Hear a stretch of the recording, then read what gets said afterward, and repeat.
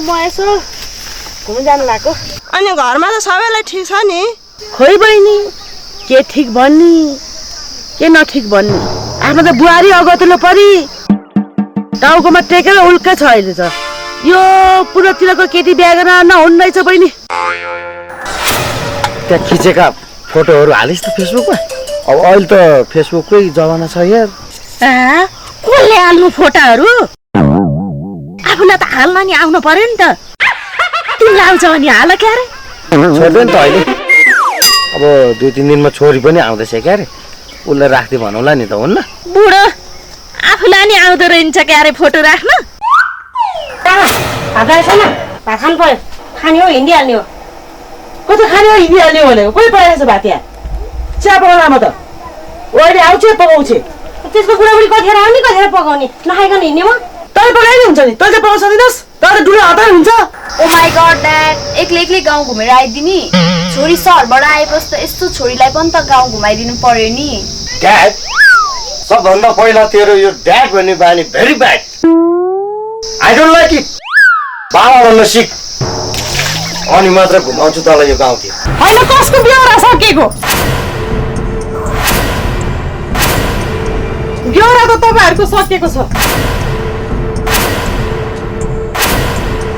तपाईँहरू जस्तो बेजेती हो क्या म?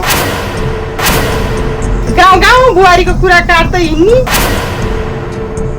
जतिखेर पनि आमा छोरी बस्यो डल्लो परेर मेरो कुरा काटेको छ, गुनगुन गरेको छ।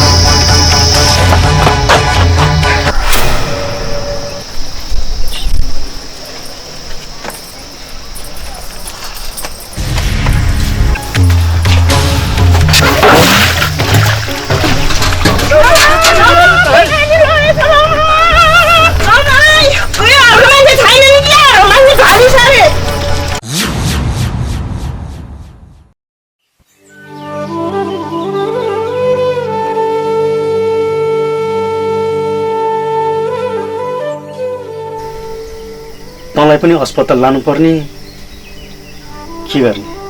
टाइम टाइममा चेकअप त गर्नु पर्यो नि। अस्ति लडिसस्, आमाले पनि वास्तै गर्नु भएन भन्ने कुरा सुन्यो।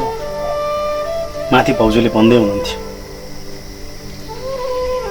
अब यो घरको कुरा गरेर के साध्य बाबा? मान्छे लडेर मरे पनि कसैलाई थाहै मतलबै हुँदैन।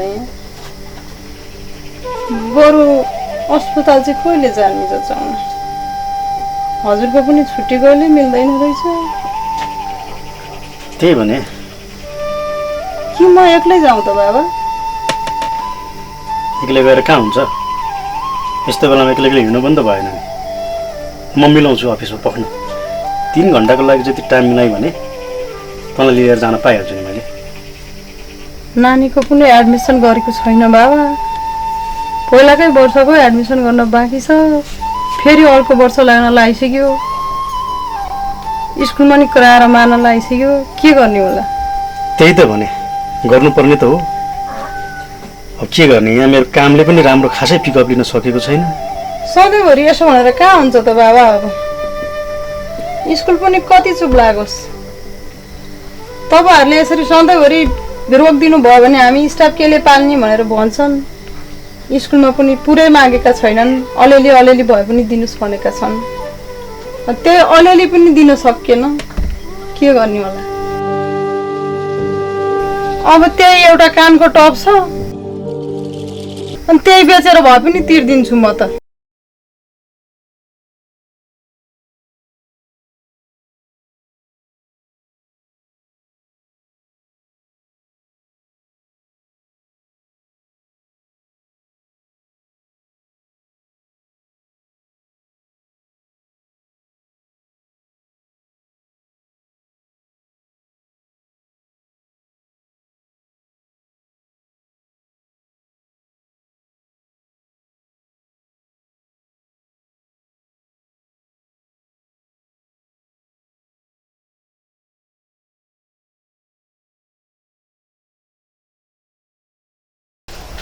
आमा कहाँ म हिँडिआएँ एकछिन ल ल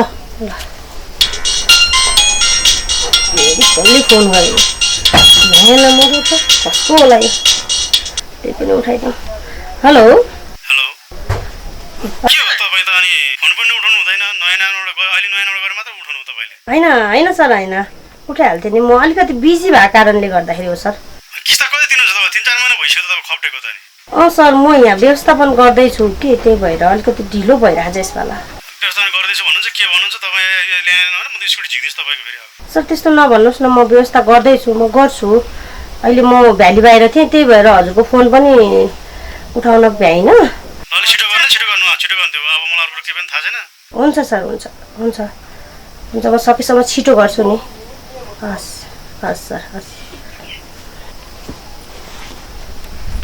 के हो फाइनेन्समा फोन गर्यो आमा मैले तँलाई पहिल्यै भनेको त्यो स्कुटी नजिक नजिक भन्दाखेरि मानिनस् अब तिर कहाँबाट ल्याएर दिन्छस् तिर मुखलाई मोही छैन कसलाई कुनै के जाति भने जस्तो जे भए पनि के गर्नु आमा एक किस्ता भए पनि तिर्नु परिहाल्यो नत्र भए स्कुटी तानिदिन्छु भन्छ अब फोन नउठाइ बसेको थिएँ नि के गर्नु नयाँ नम्बरबाट फोन गरेछन् उठाउँदा फाइनेन्सको पर्यो बरु तपाईँको त्यो खातामा राखेको पैसा अलिकति मलाई हेल्प गरिदिनु न बरु म अर्को महिनामा तपाईँलाई हेर्छु हेरिस् कहाँबाट ल्याइछस् तैँले त्यो लफङ्गाले दियो छोडिहाल्यो पैसा मलाई औषध खानु पर्दैन कोही दिन्छ मलाई दिन्न आमा यो 1 महिनाको लागि मात्र क्या प्लिज प्लिज त्यति गरिदिनु न प्लिज आमा कसरी तिर्छु भनेर सोचेर झिका थिइस् त्यसरी तिर म केही गर्न सक्दिनँ त गइहाल तेरो अनुहार पनि हेरेर म गइहाल्छु गइहाल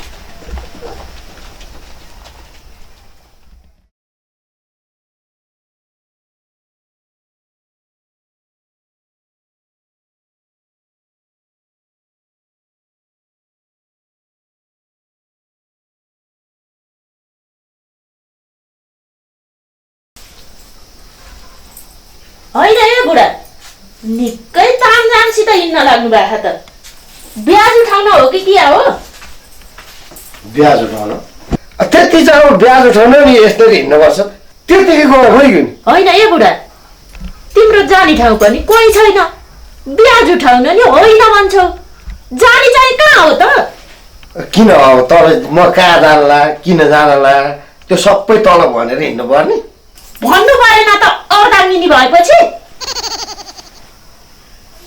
अर्धाङ्गिनी कस्तो अर्धाङ्गिनी के अर्धाङ्गिनी अर्धाङ्गिनी भने के हो म तिम्रो आधा शरीर भनेको आधा शरीर कस्तो आधा शरीर मेरो त सिङ्गै शरीर छ खै उठ तेरो पनि त सिङ्गै शरीर तैँसँग छ के हो आधा शरीर खै मैले त तेरो कुरो बुझ्न सकिनँ नहुने कुरा नगर्नुहोस् है बुढा नराती भन्नुहोस् त यस्तो झिल्के भनेर हिँड्न लागेको छ कहाँ कति कहाँ हिँड्या भनिरहे म जहाँ हिँडेँ नि तँलाई के भयो हिँड्ने बेला कहाँ हिँड्या भनेर आजको दिन पनि अशुभ बनाइदिएली जस्तै छ ए भनेपछि म अब बोल्नै नहुने भयो कहाँकी केटी भेट्न जानु लागेको भन त छि छि छि छि छि यसले त शङ्का पो गर्न थाल्यो अब म बनेर हिँड्ने बित्तिकै केटी भेट्न जानला हुन्छ त्यही पनि यस्तो बुढालाई को केटीले पत्याउँछ आजकलका तरुणीलाई त यो आइपुग्छ यो बुढो तरुणसँग सरोकारै छैन ब्याजका पैसा कति उठेका होला त्यही सकाउन जान हिँडेका हो मलाई थाहा छैन भने हौ गएको दसैँमा मलाई चाहिँ एउटा चन्द्रमा हाल्देऊ न भनेको हाल्दैनन् अरूलाई घुमाउन चाहिँ पैसा हुने एउटीले फेरि शङ्खाले लङ्का चलाउन थाली यदि मेरो शङ्खा हो भने मलाई पनि सँगै लानु त लानुहुन्छ सँगै कस्तो कुरा गर्छ यो अब तँ पनि म सँगसँगै हिँडेपछि त्यो बाख्रा पाठालाई चाहिँ घाँस कसले हालिदिन्छ अब कान्छो पनि काममा गएको छ तपाईँले बाख्रा पाडाको के को पिर मैले छिमेकीलाई भनेर छोड्छु आज त म तपाईँसँग नगई छोड्दिन नत्र म पनि हिँड्दिन्छु एकातिर के घुर्की लगाइरह जान त त तेरो बाटो जा म मेरो बाटो जान्छु फेरि फर्केर यो घरमा चाहिँ नआइज नि फेरि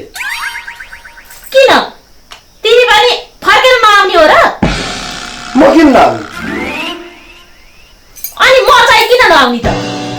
आफू हिँड्दाखेरि चाहिँ शङ्खारी यसले भन्नी म हिँडिदिन्छु भन्दा काकाले हिँड्न लागि भनेर यसो भनेका होइनौ तिमीले? हो यति फरक छ तिमी बुढा र ममा। तिमी लोग्ने मान्छेहरूलाई चाहिँ जहाँ जान मन लाग्छ जति बेला जान मन लाग्छ छोडिदिनु पर्ने हामीले, अनि हामी आइमाई मान्छेलाई चाहिँ एक दिन नसोधिकन कतै हिँड्यो भने घरमै फर्केर नआइज रे। कति सजिलो छ है तिमीहरूलाई। हजुरले भन्दैमा हुन्छ म नहिँड्ने रे। तिमी तिम्रो बाटो हिँड, म मेरो बाटो हिँड्छु। यो त आइसकेछ त। आइसके। अनि भेटेर आउनुभयो त तरुनीलाई? मेरो कुरा छोड्दैन, त चाहिँ कसलाई भेटेर आइस त? मेरो कुरा अनि छोडिदिनु न, तपाईँको कुरा छोड्ने भए मेरो कुरा चाहिँ किन भन्नु पर्यो? नभन्ने त त्यसो भए तै चुप मै चुप हो त? मलाई घाटा लाग्ने होइन के अरे?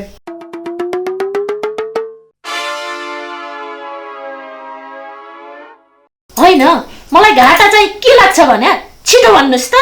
अझै लाग्यो तर्का गएर आएको भनिस् भने फाइदामा गइस्, होइन भने लाग्यो घाटा। म त कोही गएन के बुढा, गएको जस्तो मात्रै गरेको।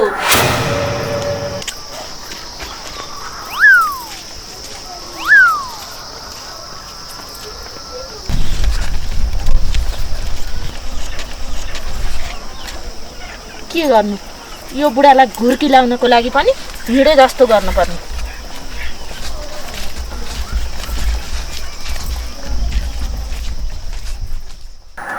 ए त्यस्तो पो हो कुरो। त्यसो हो भने मेरो बुढीलाई अब फाइदामा पुर्याउँछु। ल एकचोटि आँखा चिम्ली त। किन आँखा चिम्लनु? ल त ल। देखिस् बुढा कति माया गर्दो रहेछ तँलाई। मलाई गहना बनाइदिएर ल्याइदिएको।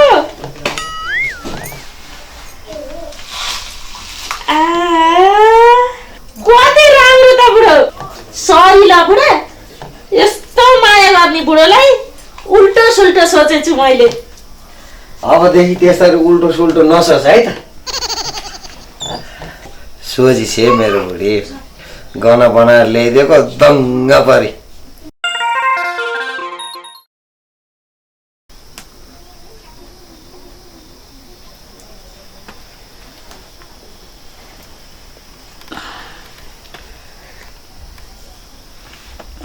कस्तो भोक पो लाएर आयो। एउटाले खाजा बनाइदिन्थे डरिहाली, अर्कोलाई डुल्नै फुर्सद छैन। के खाने होला?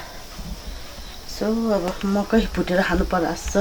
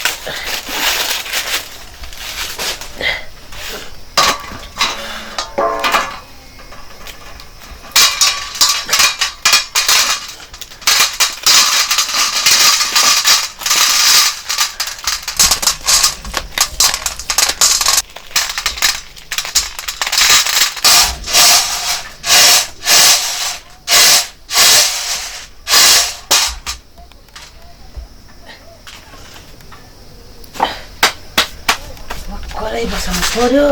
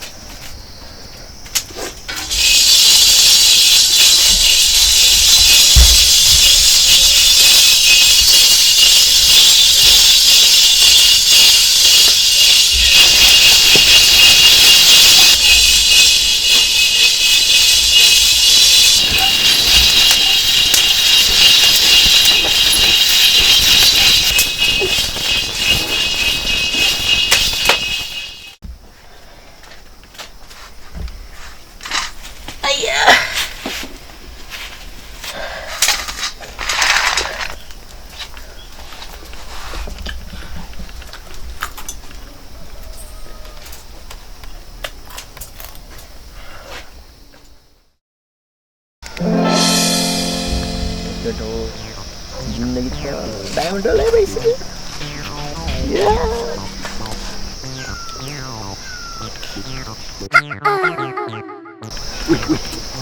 क्यामेरा होइन क्यामेरा जस्तै छ त हो त यार कहिले आइछ यो गाउँमा चल मैले चिस्काइदिएँ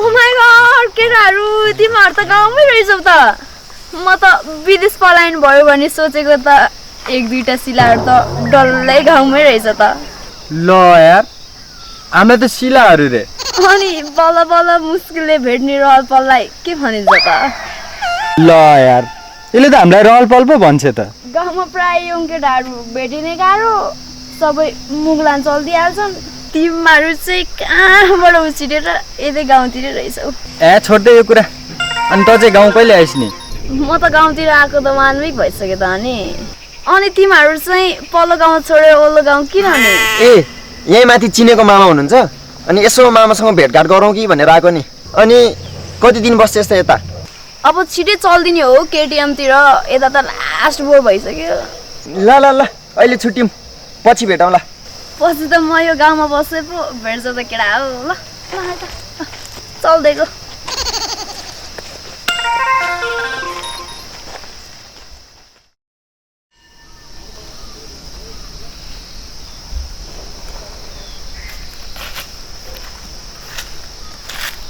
ए हामी टाढै पुगेर नानी म त्यही तलबाट तरकारी लिएर आएको साथी तपाईँ त के अस्ति कोही पनि नभए बेला कोठा कोठा छिर्ने त्यो माथिको काका होइन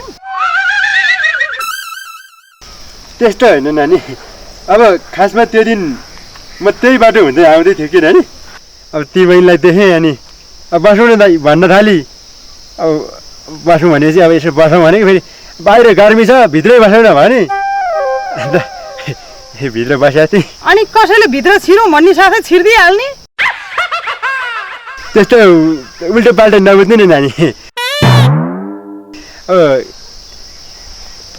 नानीलाई के कुरा लुगाउने है अब त्यो बहिनीले चाहियो भने म चाहिँ पेमेन्ट पक्काएँ ल साँच्चै भन्नुपर्दा नानी अब तिनीको भन्नु मतलब तिम्रो नन्दको चाहिँ नि शिल स्वभाव त राम्रै होला नि है असाध्यै राम्रो छ नि त्यस्तो शिल स्वभावको मान्छे त्यो माथि डाँडामा भएको एउटा तपाईँको घर पनि आफ्नो नाममा बनाएर हिँडिदिन्छ अनि चाल पाउनुहुन्छ हो र नानी भन बोलीचाली त राम्रै छ त मिठै बोल्थी सुरुमा त उसको बोलीचाली हर कुरा राम्रो हुन्छ नि त्यसपछि पो बिस्तारै थाहा हुन्छ त किचकन्नीको रूप लीला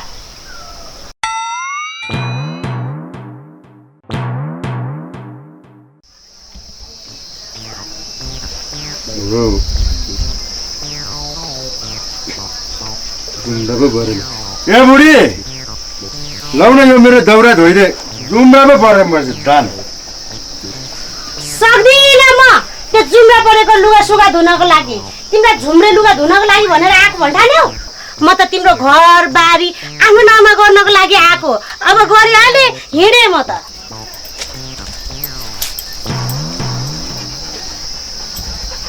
हो न काका के सोच्नु भएको त्यस्तो राम राम राम राम लु नानी मलाई पुग्यो निमिटन्डै भयो म ठुलो सरी सङ्कटबाट बच्यो धन्यवाद नानी मलाई चाहिएन ल म हिँडेँ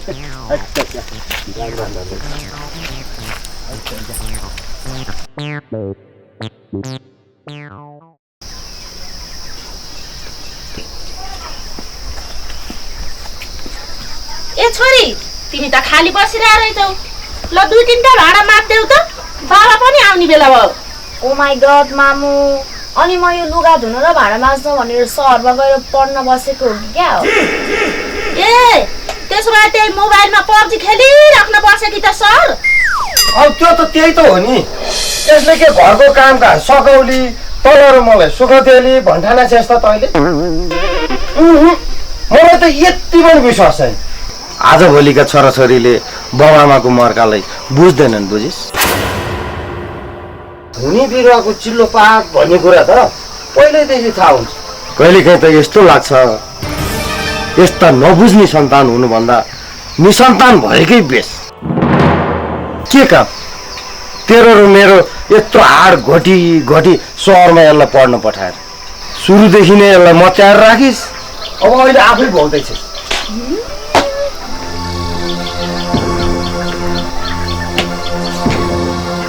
देखिस् होइन त यसको पारा अनि यी सबै कुरा उसकै सामने गर्नुपर्छ त तपाईँलाई त्यसै त यहाँ बस्न मन लागिरहेको छैन त्यसलाई अनि यहाँ नबसेर कहाँ जान्छ अरे त जबकि तँ र म यही घरमा छौँ सुरुदेखि नै बेला बेला दिनु पर्थ्यो चाटा माया मात्र दिस अनि अहिले केही भने कि ठुस्केर हिँड्छ यस्तै हो बुढा अब के गर्ने त लिनुहोस् यी दुईटा भाँडा तपाईँ नै माझेर ल्याउनु म भित्र गएर खाना पस्किन्छु त्यही त अब यही दिन देख्न बाँकी थियो आफू नमरी स्वर्ग देख्न पाइँदैन भन्ने कुरो हो रहेछ